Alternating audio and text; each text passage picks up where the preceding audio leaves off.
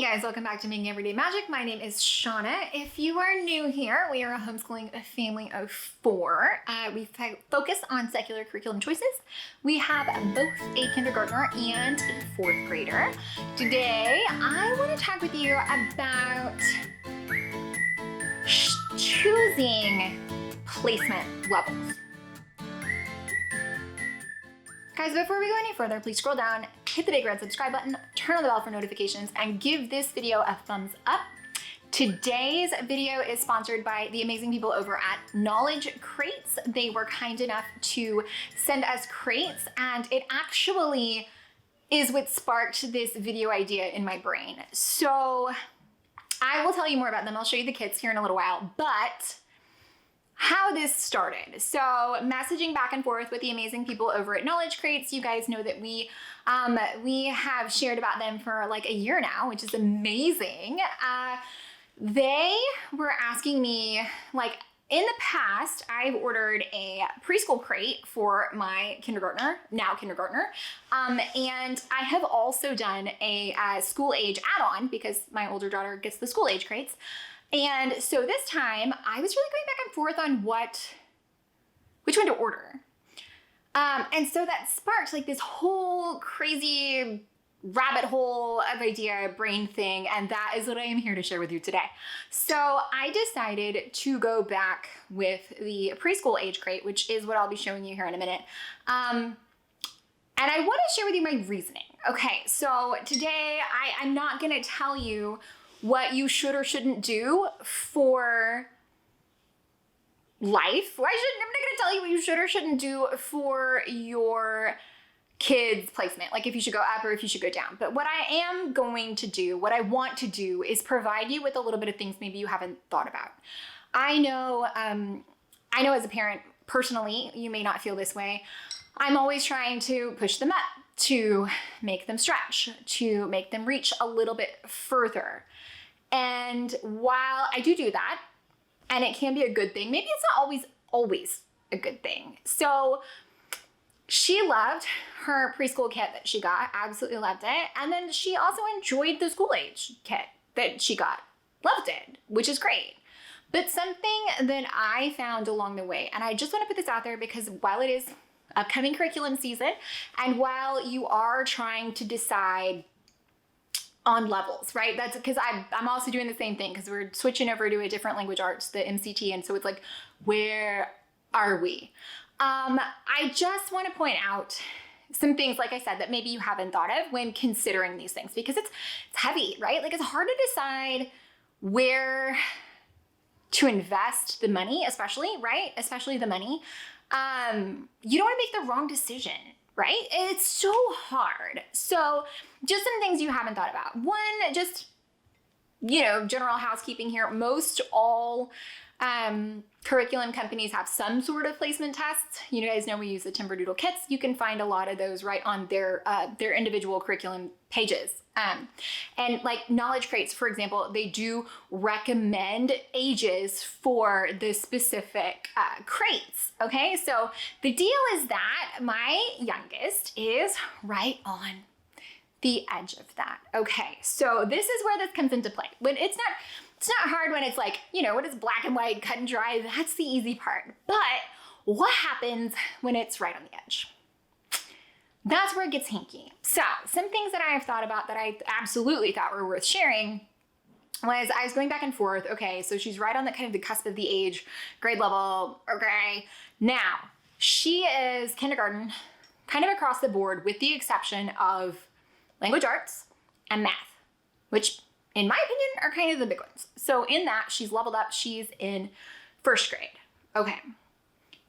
In looking at various curriculums, I just want you to take a minute and maybe do some self-awareness, little self-check-in about what is important to you as a parent. So, for example, with the Knowledge Crates, we absolutely love them. We love getting them. We love using them. My older daughter can open hers right up, do everything she needs to on her own. My younger daughter can do that as well with the preschool crate. Not as much with the grade school crate because she's not doing some things, I think, well enough for that to be the right decision for our home and like the way that we homeschool. And this applies also to other curriculums. So keep in mind where you place your value. I work from home. I am homeschooling multiple children. It is important to me that my children have things that they can do that I consider valuable. Learning is one of those. The knowledge crates, which are full of open-ended learning, which include so many different styles of learning, so many different things that they can be working on. I find them quite valuable. However, I need them, because I'm a work from home mom, to be able to do that on their own. I need the autonomy that comes from my daughter using the preschool kit. Now, does that mean that it's below her? No, she's still gonna get so much out of that. Why? Because it's reinforcing all of those same things. So the fact that she can do it on her own doesn't make it any less valuable. And I know this. You know how I know this? Because adults love coloring. Is that below you? Is it a childhood skill? Does that make it any less valuable to all the millions and millions and billions of adults who enjoy coloring? Nope. No, it does not. Are you still getting something out of that? So I just want to come here and I want to throw that at you a little bit. That sometimes if you're unsure, it's okay to go back down a level. You don't always need to be pushing the bar higher. If it meets your needs and checks your boxes for your life, for your homeschool, for your child, that is okay. There's also nothing wrong with having something that's a little bit easier. Do you know how frequently that can pour into your child's confidence if they can do it on their own? That's actually one of the clinically proven ways to increase your child's confidence, is to let them do things on their own. If they can do things on their own and be successful doing them, it's going to avoid a lot of frustration. It's also going to make them very entertained. So if I'm working with big sister and she's done with schoolwork for the day, she can take her box and go do something on her own. If I'm working, I don't have to constantly pause what I'm doing to go help her to do the activities in her book, in her box, in her knowledge crate, because she can do it on her own. So again, this came out of a place that has absolutely nothing to do with curriculum, but then I was like, oh, you know what? This kind of does. Because again, I'm working on this myself. I am trying to figure out right placements and right levels for things we haven't used before. So all of that to say, sometimes that self-awareness is going to come in and save you. So just putting it out there. Maybe the autonomy is the right way to go, even if it's a little easier for them. And that's okay. It really is. So I'm going to pop over right now. I'm going to show you guys what is in our preschool kit. I'm going to let her do it all on her own because, again, that's what I'm here to show you, that sometimes that's the right answer, especially if you have other children or work or both or pets or you just want a quiet minute. Nothing wrong with just taking a cup of tea and enjoying a minute. Hey, Em, what are you deciding to do? What are you gonna play with? Play-Doh! And look what I'm making! I'm trying to make a worm. A worm? Cool.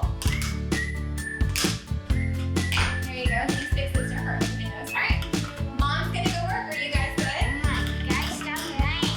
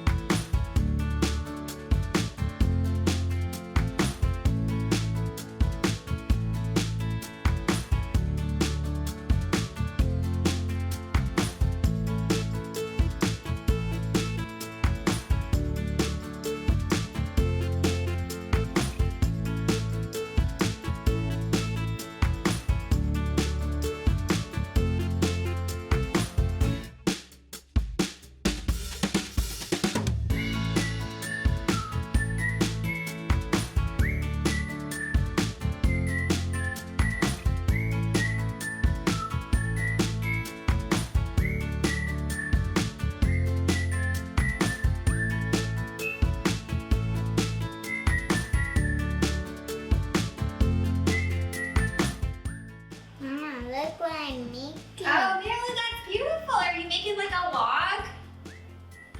You have a frog on a log and the green grass grows all around, and the green grass grows all around. That's great. Let me know when you're done. I'll take pictures, okay? You're like, I'm making a full forest. In the forest. I love it. I'm using these flies. You are? Wow, you guys are gonna have to make some birdhouses, huh? I'm excited about it. And these are cookies. I'm not Are you finished doing it with your ring tray or your earring tray? They're trying, the frogs are trying to get them. Yeah. Guys. Frogs trying to eat, huh? I gotta be honest, proportionally. Hungry. They're hangry. Proportionally, those worms are terrifying. They're like anaconda worms.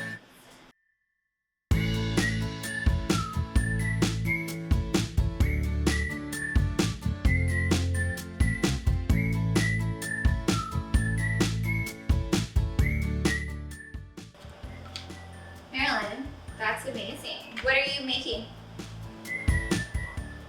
A habitat. A habitat. That's great.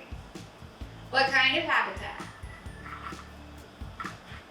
Worms and mushrooms, frogs, frogs, and flies. Okay, that's what's in your habitat. But where is your habitat at, you think?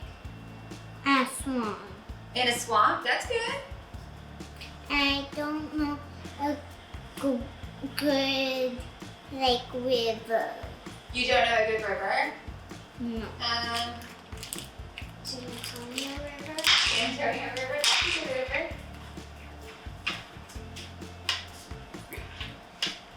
This could be a river. But goes out. Guys, I hope that you found any of that helpful, entertaining, or informative. If you did, please scroll down, hit the big red subscribe button, turn on the bell for notifications, give this video a thumbs up. While you're down there, you can leave me a comment or head on over to Instagram at Making Everyday Magic. You can also find the link to the amazing products over on knowledgecrates.com with my special 15% off discount code, which is available on all seasonal boxes and subscriptions. I don't think it's good on the mini crates, but the mini crates are so affordable anyway. And we've used so many of their products. I highly recommend them, especially for this time of year, but that's going to be coming up in another video. So stay tuned for that, guys. Again, use my code. Use it, save your money. And if you have any questions, if you want to know more about what's in the box or anything like that, you can message them and they may be able to give you some more guidance. If you are still on the fence and you can't decide whether to go up or down, be sure to reach out to them or shoot me a DM and I will be happy to answer as I can. So that's it, guys. Bye.